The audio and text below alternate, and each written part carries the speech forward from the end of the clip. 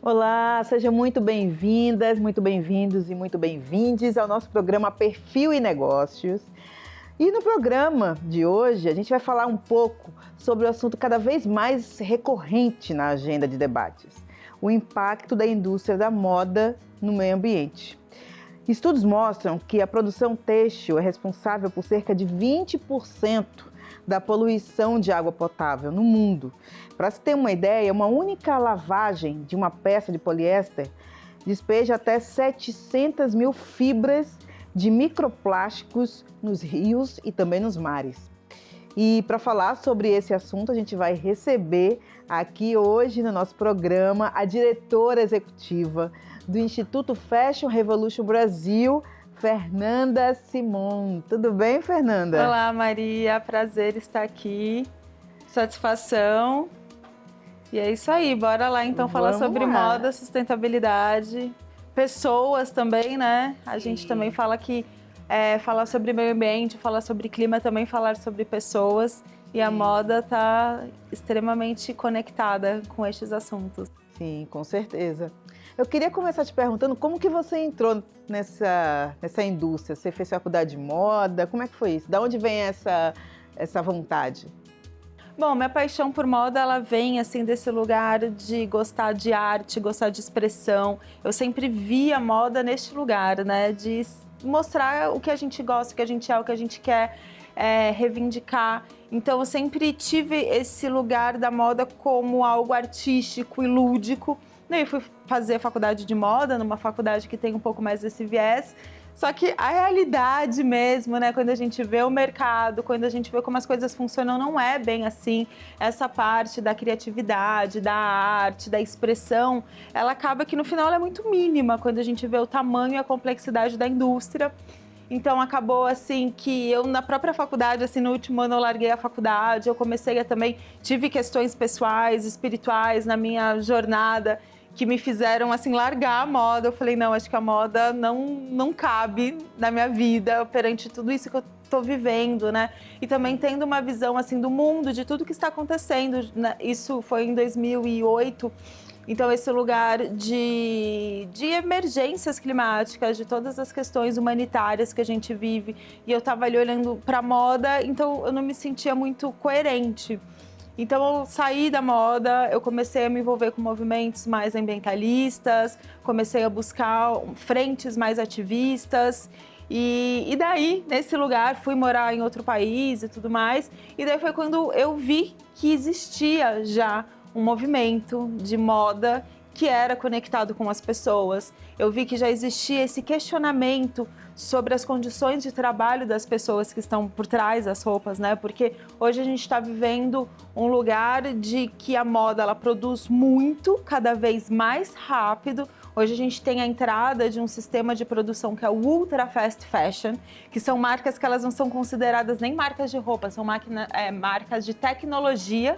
Então elas produzem, exatamente, né? Que são essas marcas de aplicativo. De tecnologia? Porque elas vendem online, elas fazem pesquisas, são marcas que são muito conectadas mesmo com desejo, tudo isso elas pesquisam, né? Através da tecnologia, elas criam tipo essas informações. Shine, por exemplo. Exatamente. Exatamente. E daí, o que acontece com essas empresas? A gente tem poucas informações sobre seus processos produtivos, ainda menos do que a gente já tinha das convencionais grandes varejistas ou fast fashions. Então, assim, é um processo extremamente opaco, né? A gente não sabe de onde que vem. Quando a gente vê produtos com preços muito pequenos, podemos desconfiar, sim, como que aquela matéria-prima foi retirada, da onde ela foi retirada, da onde que ela veio, né? E até a própria qualidade do produto. Então, hoje a gente está nesse sistema de produção extremamente acelerada, o descarte também é extremamente acelerado, né? Então, a gente fala hoje sobre alguns termos, como, por exemplo, colonialismo de resíduos. O que seria isso? O colonialismo de resíduos, então, o que acontece? A gente percebe que os países do norte, principalmente, né, alguns países da Europa, os Estados Unidos, eles consomem tantas roupas, tantas peças, tantos produtos, que aquilo acaba virando lixo.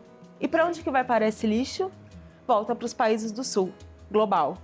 né? Então, por exemplo, no caso da moda, recentemente ficou até bem conhecido o caso do deserto do Atacama, que tem montanhas de roupas que foram descartadas lá. Roupas que têm qualidade, outras nem tanto. Exatamente, a gente tem que dá para ver lá? Do espaço. É um lixão a céu aberto de roupas. Isso, o mesmo... Mas quem que despeja lá? As pessoas ou as marcas? Não, é algo mais governamental, assim, né? Um sistema mesmo, assim, né? É um lixo, são grandes quantidades mesmo de lixo têxtil que são descartados.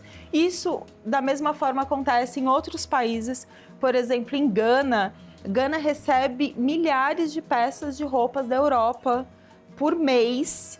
E assim, muitas dessas roupas, às vezes, algumas são coletadas e são ressignificadas ou vendidas, ou utilizadas, mas muitas também ficam no lixo, são assim consideradas lixo, o que traz impactos ambientais, o que traz impactos para a saúde daquela população, daquela comunidade, o que quebra a cultura local, porque então às vezes uma comunidade que antes tinha sua própria produção de roupa, agora vai viver de lixo têxtil de outro país, né? Então, por isso que a gente fala sobre colonialismo de resíduo, que da mesma forma que nós, países colonizados, né, a gente sofre todos esses impactos de uma colonização, a gente ainda vem sofrendo esses impactos de receber os lixos que vêm de outros lugares, né? Da mesma forma que é um termo que também é muito relacionado ao racismo ambiental.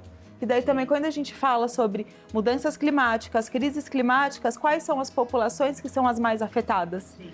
Né? Então, isso são termos que são muito conectados e que são muito próximos à indústria da moda, porque nós somos um setor que produz muito, né? E da onde que vem essa roupa? Quando a gente olha para trás,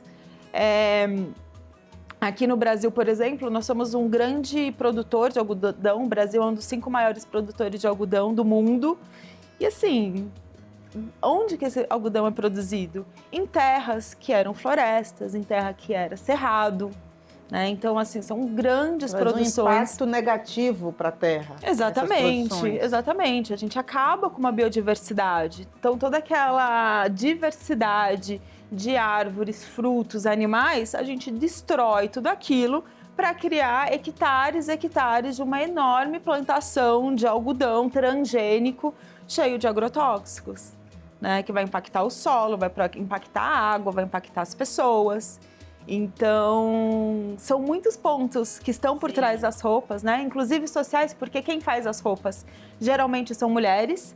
Daí a gente já sabe toda a questão, todas as tarefas que dentro da nossa sociedade foram destinadas às mulheres, como o cuidar da casa, o cuidar das crianças, dos filhos, o da limpeza, o do alimento, né, que decidiram que seriam tarefas destinadas às mulheres, são as tarefas mais desvalorizadas na nossa sociedade. Né? E a mesma coisa com a costura, né, que é uma tarefa, que é um saber que é muito conectado com as mulheres. Então, ao longo da história, a gente vê em diversas comunidades, em diversas em épocas mesmo, mulheres ali fazendo roupas, costurando roupas. Muitas mulheres se empoderaram, né? Tiveram sua independência porque sabiam costurar. Na minha família teve isso, né? Quando a gente conversa com as pessoas, toda mulher tem uma tia, uma avó, alguém na família. Então é um saber tão nobre, né? Até quando a gente olha o Dia das Mulheres, a história da Revolução Industrial mesmo, né? Toda a significância da indústria têxtil e da costura, né, é algo que é muito relevante na nossa sociedade e que até hoje está nesse lugar de invisibilidade, né? Até hoje, tem o Rana Plaza... trabalho escravizado também, muito né? Nessas trabalho grandes marcas, né? Análogo a escravo. Não só, assim, grandes marcas, pequenas marcas, marcas informais, está em todos os lugares. Ah, não são só das grandes marcas? Não são só nas grandes marcas, não. Não são. Inclusive, quais nós países tem mais? Eu sei que tem China, né? Olha, Bangladesh é um país que merece um destaque quando a gente fala sobre questões de trabalho, até mesmo o Fashion Revolution, né, que é a organização que eu estou à frente, ela surge após um acidente em Bangladesh. a queda de um edifício que abrigava várias confecções. Esse edifício desabou e mais de 1.000 pessoas morreram costurando roupas. A maioria eram mulheres jovens, né? Então, assim, Bangladesh é o segundo maior produtor de roupas do mundo. Então, muitas das nossas roupas... Para grandes marcas Para de grandes luxo, marcas é globais. Marcas globais, sim. Né? Então, até marcas nacionais produzem em Bangladesh. Quando estiver num shopping, começa a olhar as etiquetas, onde que aquelas roupas foram produzidas? Roupas de inverno, você principalmente. Você tá falando aqui, tá me vindo à memória, assim, de já ter visto o Bangladesh. Exatamente, roupas de inverno, né? Que aqui no Brasil a gente não tem tanta tecnologia para produzir, muitas vezes elas vêm de fora. Então presta atenção, assim, né? Todos prestem atenção de onde que vem essas roupas e vai ver que sempre tem coisa de Bangladesh no meio. E daí vale ressaltar que até hoje, até assim, semana passada, os trabalhadores estavam protestando para pedir um salário mínimo para viver. Lá em Bangladesh? Sim, e assim, quando a gente está falando de um salário mínimo, é um salário ridículo. Assim, são trabalhadores que passam fome. As declarações que eles dão são que, assim, eles não têm como alimentar os seus filhos. E eles trabalham por longas horas. É uma coisa terrível que não dá para a gente acreditar que ainda exista no nosso planeta esse tipo de condições de trabalho. Né? E tá tão próximo da gente e às vezes a gente nem para pensar sobre isso. No Brasil tem também? No Brasil também. Não lembro esse número de cabeça, mas assim, são centenas de confecções aqui em São Paulo, irregulares, né? Então, informais. Então, que muitas vezes nesses lugares, os trabalhos, eles não estão com seus documentos regularizados. Muitas vezes isso coloca eles numa situação de risco, que eles estão ali... enfim, numa situação de vulnerabilidade, muitas vezes trabalhando muitas horas, sem ter seus documentos, muitas vezes com os documentos até apreendidos, né? Muitos vêm de outros países achando que vai encontrar aqui uma nova oportunidade de vida e chega aqui não é nada disso. Muitos também passando fome, passando necessidades, com crianças morando, vivendo no mesmo espaço de trabalho. Então, eu tenho muito contato com organizações que trabalham com mulheres da costura, e assim, são relatos também chocantes, sabe? De muitos abusos psicológicos e financeiros também, né? Patrimoniais com essas mulheres, principalmente, não só mulheres, mas principalmente mulheres. Então, sim, existe trabalho análogo a escravo, né? Trabalho escravo contemporâneo no Brasil também. E principalmente, quando a gente fala de mulheres, trabalho análogo a escravo para mulheres, geralmente é na costura. Entendi. E a maioria mulheres negras, provavelmente. Mulheres não brancas. Sim. Né? Então, mulheres, assim, racializadas de alguma forma. Sim. Diante de todo esse contexto, o que é que você vê, assim, quais as marcas que vêm trabalhando mais a questão da sustentabilidade?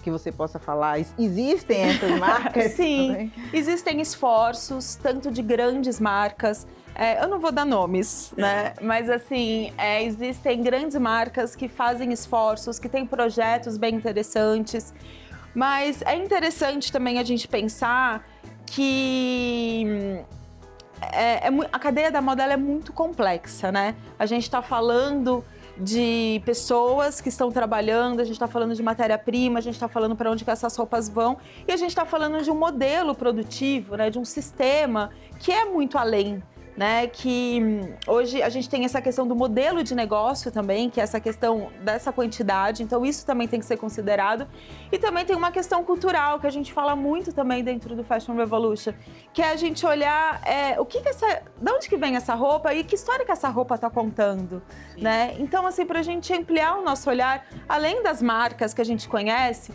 mas olhar para os pequenos produtores, para os pequenos artesãos, para os pequenos designers, para os outros criativos, né? Então, sim, mais uma vez, a gente que vem... E a slow fashion, né? O slow fashion, exatamente. E até outras produções, né? Porque quando a gente olha para a história de moda brasileira, o que é a história de moda brasileira? Quais são os elementos que fazem parte da nossa própria história? Quais são? Quais são? Exatamente, assim, precisa ter este reconhecimento, né? Então a gente estimula muito isso dentro do Fashion Revolution, pra gente ter esse outro olhar, pra gente olhar para os saberes tradicionais dos nossos povos, né? Pô, no Nordeste tem vários tipos de renda que só são produzidos lá, né? E tem saberes que às vezes estão quase se perdendo, porque as pessoas vão deixando de fazer, se não tem um reconhecimento, se não tem uma valorização, né? As tradições indígenas, os teares indígenas. Tô vendo que você tá com algumas peças umas lindas peças indígenas, né? Então, assim, todos esses saberes, toda essa arte, toda essa cultura, para que ela esteja mais presente dentro da nossa sociedade mesmo. Sim. E você também escreve sobre moda e sustentabilidade na Vogue, né? Você pode falar rapidinho sobre isso? Sim, há mais de 3 anos, quase 4 anos,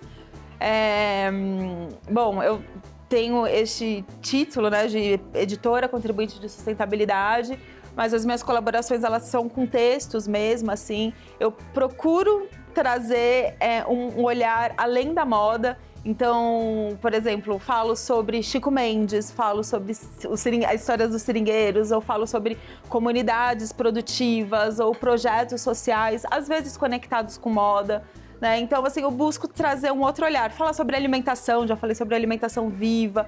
Então, assim, para que a gente também entenda, né, que a moda, ela está conectada com o nosso estilo de vida e que da mesma forma que é importante a gente olhar o que está por trás das nossas roupas, a gente também precisa olhar o que está por trás dos nossos acessórios, do nosso alimento, enfim, e pensar nas relações, porque eu vejo que também a moda, ela é uma plataforma para que a gente pense de uma forma diferente, né? Esse lugar da criatividade, da beleza mesmo, de contar história, tem tanta coisa que a gente pode aprender e que ela estimule a gente a olhar para outros lugares, para outras pessoas, para outras narrativas.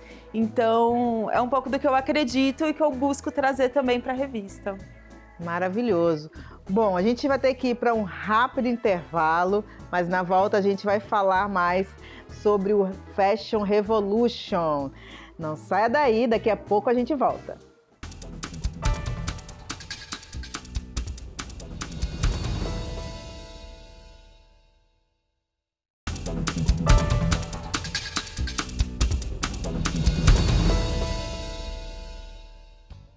E estamos de volta com o Perfil e Negócios. E a nossa convidada de hoje é a Fernanda Simon, que é diretora executiva do Instituto Fashion Revolution Brasil. E está aqui para nos dar uma aula sobre moda sustentável. Fernanda, fala um pouquinho de como surgiu esse instituto. O Fashion Revolution, ele é um movimento global.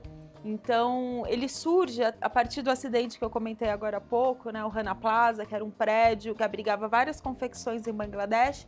Esse prédio desabou, ele já estava apresentando condições inseguras, as paredes estavam rachando, os trabalhadores falaram que não estavam se sentindo confortáveis de estar ali trabalhando, que estava esquisito. E mesmo assim, eles foram obrigados a estar lá, o prédio desabou, mais de 1.000 pessoas morreram, mais de 2.500, 2013, abril de 2013. Mais de 2.500 pessoas ficaram gravemente feridas, né? As marcas demoraram ou não pagaram indenização, demoraram anos ou não pagaram. Então foi assim, um grande marco para a indústria da moda, né? Então quando esse acidente aconteceu, alguns profissionais na Inglaterra se uniram, falaram, vamos fazer um movimento, dizer basta a esse tipo de situação e incentivar que as pessoas perguntem quem fez minhas roupas, o que está por trás das minhas roupas e fazer um movimento por melhores condições de trabalho, melhores condições para que a moda, né, esteja conectada com melhores condições para o meio ambiente também. Então assim surgiu o Fashion Revolution. E ele foi se espalhando, outras pessoas que se identificavam, né, entraram em contato e começaram a desenvolver um movimento localmente. Então, em 2014, a gente começou o movimento aqui no Brasil, eu com algumas pessoas. Você é a CEO aqui no Brasil? Eu estou à frente como diretora executiva. Comecei essa articulação, daí foram chegando pessoas interessadas que já acompanhavam, então a gente foi fazendo um grupo de ativistas mesmo, pessoas em outras cidades, então a gente foi se fortalecendo como movimento, se unindo a outras organizações, até que a gente teve estrutura para fundar o Instituto Fashion Revolution Brasil. Então, hoje nós somos uma organização da sociedade civil. Tem uma sede? Física, não. Nós temos uma equipe núcleo. Temos, assim, um escritório que de vez em quando a gente usa, mas depois da pandemia, nossa equipe ficou tão online, espalhada, né? Em várias partes, né, do Brasil, assim, que daí a gente não voltou, assim, para o escritório. Mas, assim, a gente tem uma equipe que trabalha todos os dias, assim, uma equipe grande, né? Grande não, considerando o nosso tamanho, são 14 pessoas na equipe núcleo, e daí a gente tem uma rede. Nosso trabalho é em rede, porque nós acreditamos que a revolução, ela é coletiva, ela é em rede. Então, nós temos representantes locais, são dezenas de cidades, acho que hoje a gente está por volta de 80 ou 90 representantes locais, estudantes embaixadores, docentes embaixadores, temos o nosso comitê de diversidade, então nós temos várias frentes dentro da nossa organização.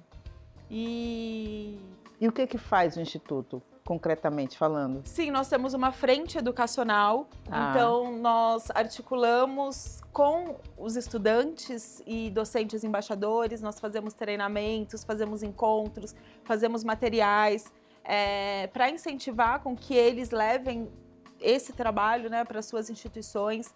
Nós também temos o Fórum Fashion Revolution, que é um dos nossos grandes projetos dentro desse eixo educacional, que nós estimulamos a pesquisa e o conhecimento dentro e fora da academia. Nós também, assim, acreditamos muito no valor do conhecimento que está fora da academia, né? Muitas vezes o conhecimento tradicional, inclusive, ele não está ali dentro.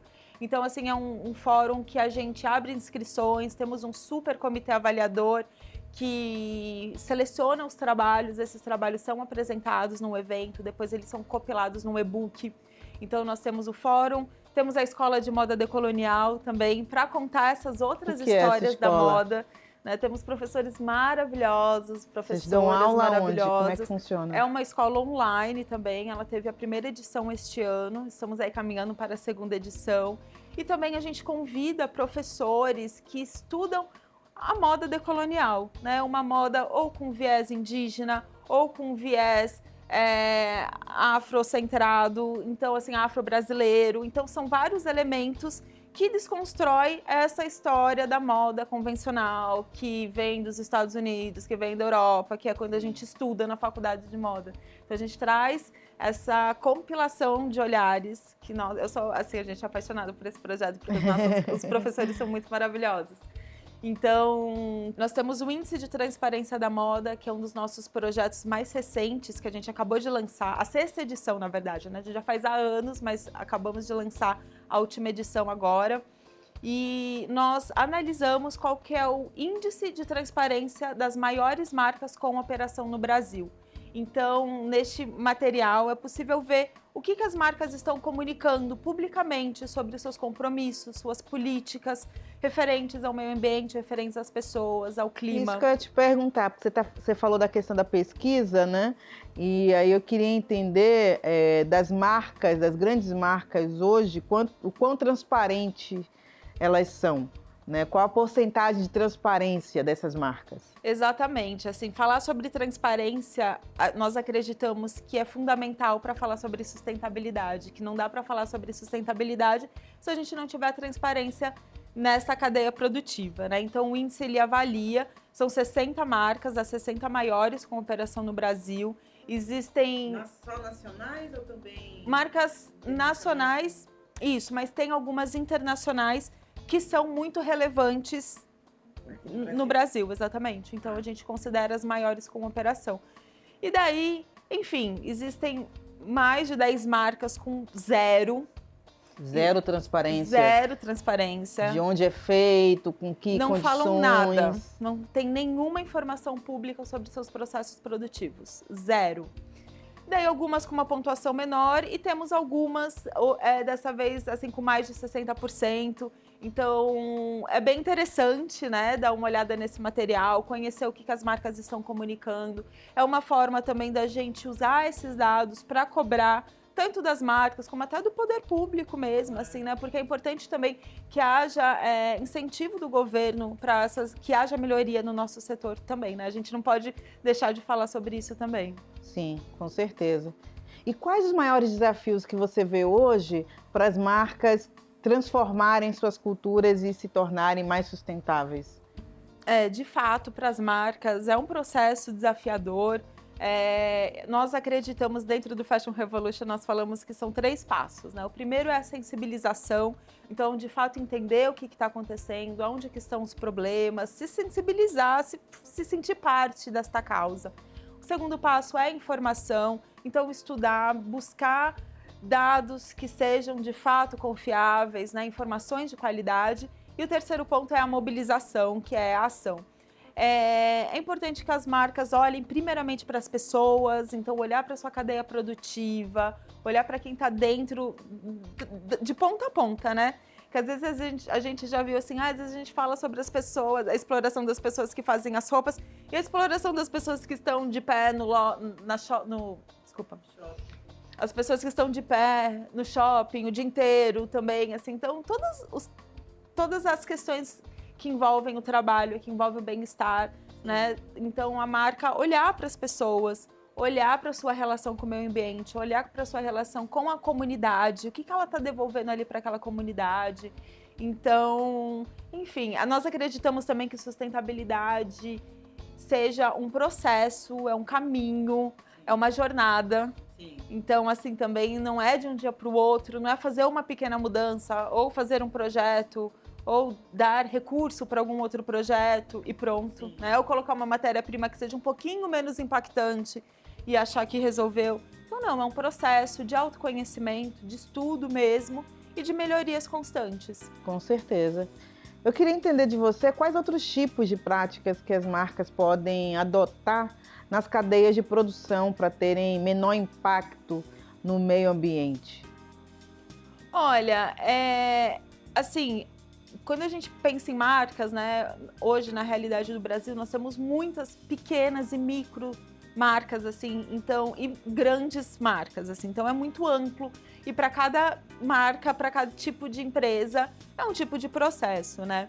Agora a gente sempre fala para olhar para a sua região, pensar na sustentabilidade, tem uma frase que a gente fala muito, que é o pense global, haja local. Então, o que acontece na sua região? Quais são os saberes daquela região? Quais são as matérias-primas que podem ser produzidas ou são produzidas ali naquela sua região? Quais são os problemas sociais da sua região? Né? Então, assim, existem projetos de moda, por exemplo, que trabalham em parceria com cooperativas de catadores. Ah, é? Por exemplo. Aqui no Brasil? Tem um projeto que eu gosto muito do pessoal da Trama Afetiva, que é em parceria com a Revoada, e eles trabalham, por exemplo, com cooperativas que catam capas de guarda-chuva, sabe o nylon do guarda-chuva? Então, os catadores são focados assim, em cuidar, né, em coletar e armazenar e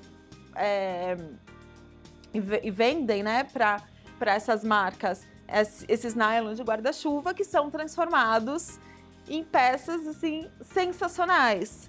Né? E são feitos também com técnicas de crochê, de tricô, assim, à mão, por outras mulheres também artesãs, sabe? E fazem peças incríveis, peças de desfile, inclusive, sabe? Então, assim, às vezes é um problema social, às vezes é uma questão que está ali do seu lado e que você pode trabalhar para fazer parte ali do bem-estar da sua comunidade, né? Então, eu acho que não existe uma receita, sabe? Eu acho que existe, assim, essa sensibilidade de você ver o que você pode fazer, qual o problema que a sua marca pode ajudar a solucionar, quais são as questões urgentes ali do seu espaço, né? Sim, com certeza.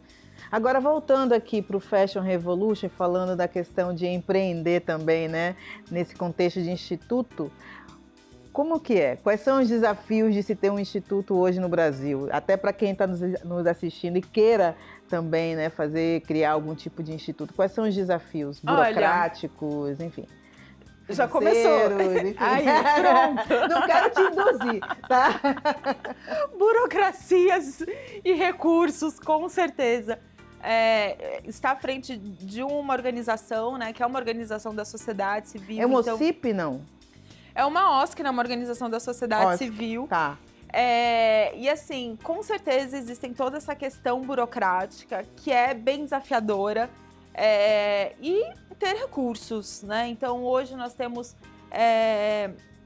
um recurso que vem de uma organização maior, nós também temos recursos de lei de incentivo, de editais, mas é um desafio. E nós trabalhamos com outras organizações que a gente conhece, que a questão do recurso é um desafio. E é importante lembrar, né, que as organizações do terceiro setor, elas fazem um serviço que era para o próprio governo fazer, né? Sim. Então, assim, a gente está ali trabalhando pela educação, por projetos sociais, por projetos ambientais. Então, assim, quem que é responsável por colocar esse recurso?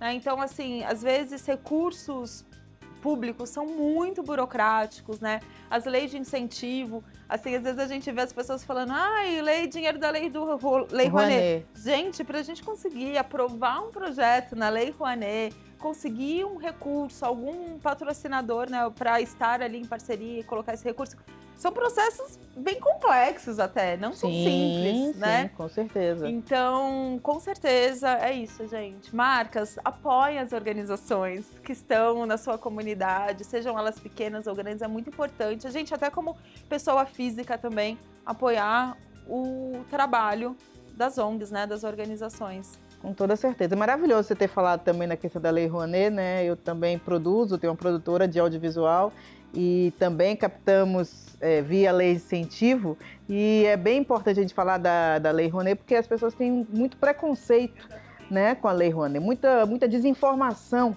a respeito da Lei Rouanet. Como você muito bem pontuou, né, ela é extremamente burocrática, né, só para você aprovar a lei, né, você já tem que enviar aí uma série de documentação, planilha orçamentária, enfim. Planilha cheia de detalhes, né? A prestação de conta também, ela é cheia de detalhes, é tudo muito bem feito, assim, precisa ser tudo muito bem feito. Sim. E também, assim, a lei, quando você é aprovado na lei, não significa que você tem um recurso para a lei, né? Exatamente, tem mais só isso. Aprovação.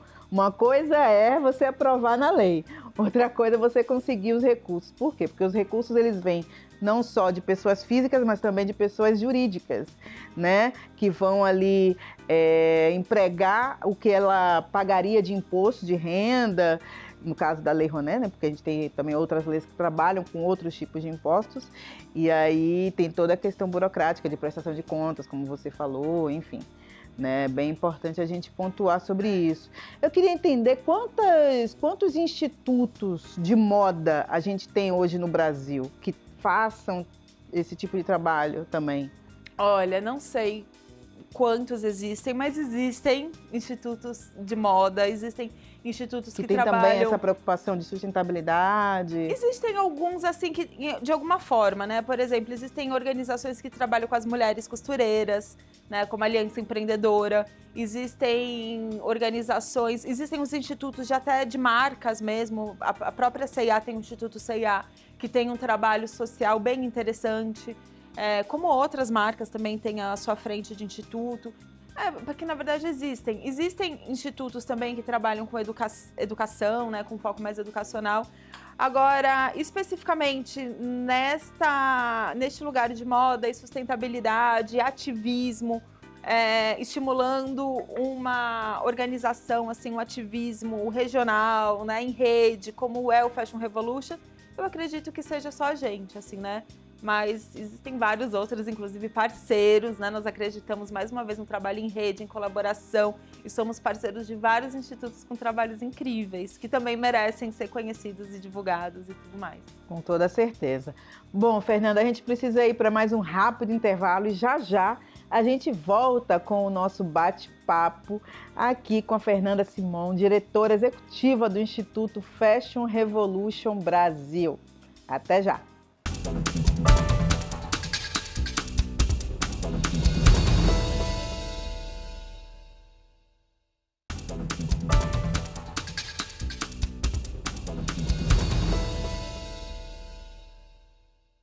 E estamos de volta com o Perfil e Negócios e hoje com um bate-papo muito importante sobre moda sustentável com a diretora executiva do Instituto Fashion Revolution Brasil, Fernanda Simon.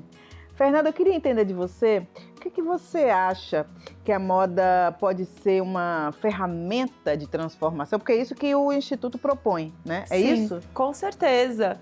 Nós acreditamos que a moda, ela pode transformar vidas, como ela já transformou e transforma tantas vidas, né? Que nem a gente estava falando sobre a questão do trabalho. A indústria da moda, ela emprega muita gente. Só que a gente precisa que esses trabalhos sejam trabalhos de qualidade, trabalhos dignos, trabalho onde essas mulheres sejam respeitadas, que elas possam ter condições de vida digna para prosperarem, para seguir suas vidas. Então, nós acreditamos muito nessa transformação através do trabalho, através da educação, através da arte, da manifestação, da cultura e até através do solo mesmo, da regeneração. A gente conhece projetos de regeneração do solo, né? Hoje existe, por exemplo, produção de algodão agroecológico, algodão que é feito dentro de um sistema de agricultura familiar, né, dentro de um sistema rotativo, dentro de um sistema orgânico, então que está ali engajado com causas sociais, que está engajado ali com uma produção mais limpa, com uma produção sem veneno. Poxa, a gente aqui no Brasil, nós temos venenos permitidos que só aqui são permitidos. Ah, é? Sim, então a questão do agrotóxico, no algodão principalmente, é uma questão muito séria, é uma questão de saúde.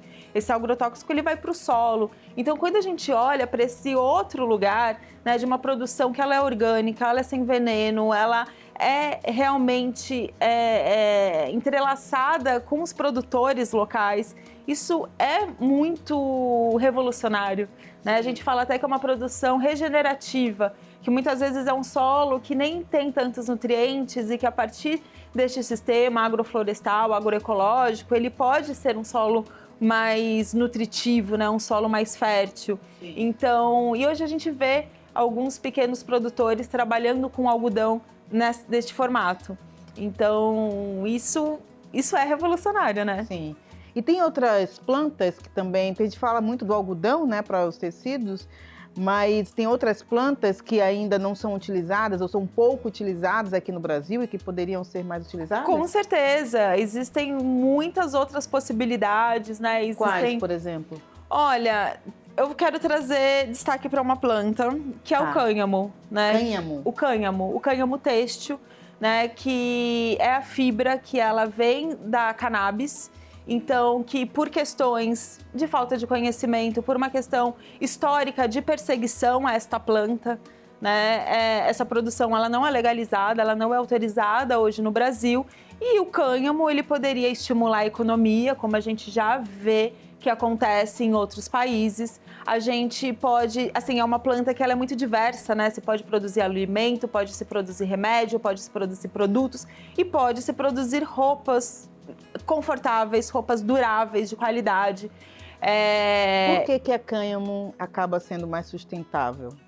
Olha, é uma fibra natural, é uma fibra das assim, mais antigas da humanidade. Então, é uma fibra que ela é resistente e a sua própria produção, ela precisa de menos água, ela precisa de menos químico, ela já tem, assim, características que fazem que seja possível uma produção maior, né, que vai trazer mais resultado e vai ter menos impacto, né, nesse lugar da água dos pesticidas e, enfim, dos químicos que não precisam ser tão utilizados como em outras produções, né? Então, é isso. Claro que a indústria têxtil também precisa se organizar para essa produção em termos de maquinário, né? E o processo inteiro precisa ser sustentável, também precisa ser pensado.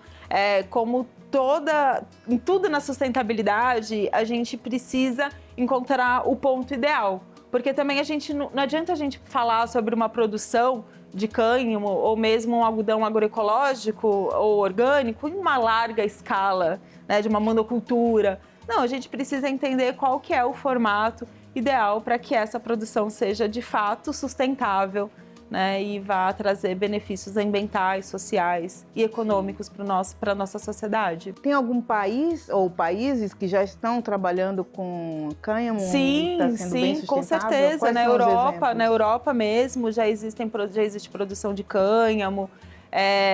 E em outros países, na China também existe produção de cânhamo. Então, assim, é uma fibra que não só do cânhamo, né, como outros produtos que podem ser derivados da cannabis. E a gente vem vendo que é um mercado que, assim, ele pode trazer muitas possibilidades para a gente produzir muitos produtos. Hoje no Brasil a gente não tem nenhuma marca com essa... Existem marcas que têm alguma coisa de cânhamo, alguma pequena porcentagem, mas esse cânhamo ele vem de fora. Entendi. Ele não é produzido no Brasil. Então ele vem muitas vezes de um país lá, um país asiático ou da China. Então, assim, daí já tem a questão do transporte, né? Toda essa logística, Acaba emissão sendo de mais carbono. caro ou mais barato? Quando a gente fala de sustentabilidade, o importante é a gente estimular o nosso país, a nossa economia, o que é produzido internamente.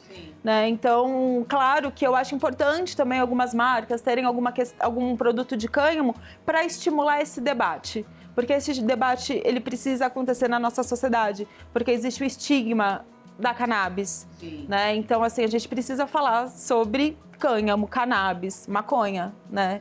Assim, e então O governo já vem se posicionando em relação a isso? Eu estou perguntando porque eu nunca tinha ouvido falar na cânhamo. E existe uma frente da OAB, assim, organizada. Enfim, existem algumas movimentações. Existem. Mas ainda temos muito que avançar. Sim. Eu queria entender de você agora um pouco, Fernanda, como que você vê que a moda sustentável pode servir também como um empoderamento individual e coletivo? Geralmente eu falo a moda mais sustentável ou a moda e a sustentabilidade, assim, sabe? Eu colocando esse lugar da sustentabilidade como um processo, sabe? Que as marcas elas vão aos poucos. E eu acho que ela pode ter esse lugar de empoderamento, primeiro da gente vestir, né, como pessoa física, assim, como indivíduo, como cidadão, a gente vestir histórias que a gente acredita, né? Tantas vezes, assim, é uma pulseira indígena que a gente conhece a pessoa que faz e sabe da história, e sabe a comunidade, ou um colar. De que comunidade são esses colares? Esse daqui, essa pulseira é Iauanauá, vem lá do Acre, é uma comunidade indígena, né? Então eu comprei diretamente com eles, lá no Acre e tal. Esse daqui é de uma marca que se chama Yanxian, que é uma marca de Manaus, que também é uma marca que trabalha com diversas comunidades. E é interessante que você traz a questão indígena, traz também ali algo dourado, né? Um negócio dourado para dar um equilíbrio. Esse equilíbrio. Esse daqui também foi feito por umas amigas minhas, é uma marca que se chama Soul Soul. E são artesãs também, elas trabalham familiar, é a mãe e 2 filhas. Então, eu gosto de saber de onde que veio, quem que fez. E da mesma forma, né, eu acho que de uma forma coletiva, até como povo mesmo, para a gente entender a nossa cultura, a nossa linguagem de moda, o que é nosso, assim, né? Sim. O que faz parte do Brasil, da história da moda do Brasil? Qual que é a moda da Bahia, de Salvador? Você não é indígena? Ou você não tem família indígena? Eu sou, assim, a minha família é tudo muito misturado e não se sabe. Então, brasileira que... fruto da mistura de raças, assim.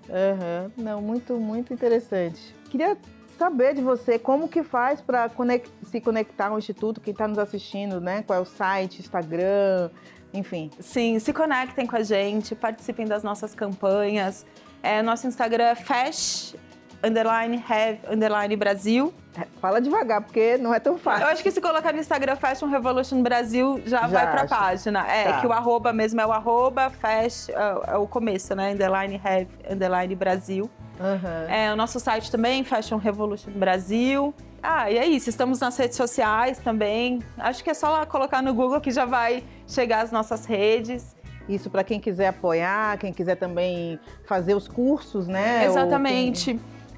Participar dos nossos projetos. Também temos essas redes locais, então temos representantes locais em várias cidades do Brasil, né, que fazem ações locais.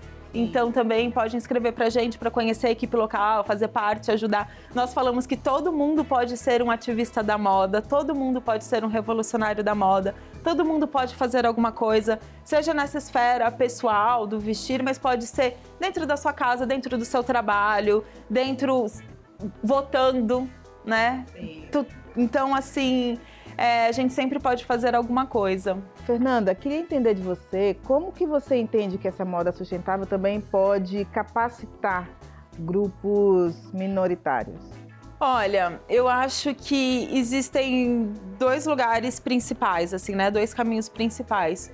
Um através do próprio fazer a roupa, né? Desse próprio lugar do trabalho mesmo, de comunicar, de estimular a economia de uma forma diferente.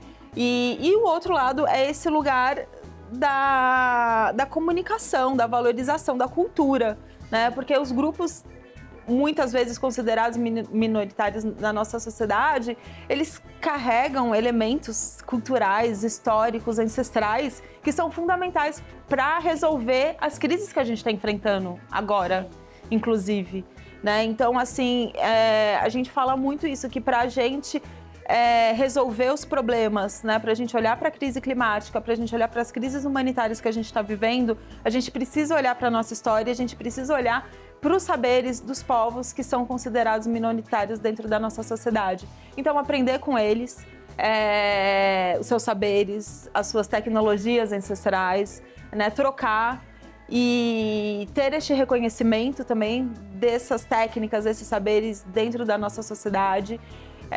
Estimular também, valorizar, apoiar, né, para que haja também desenvolvimento. Acho que esses são os principais caminhos, assim, né?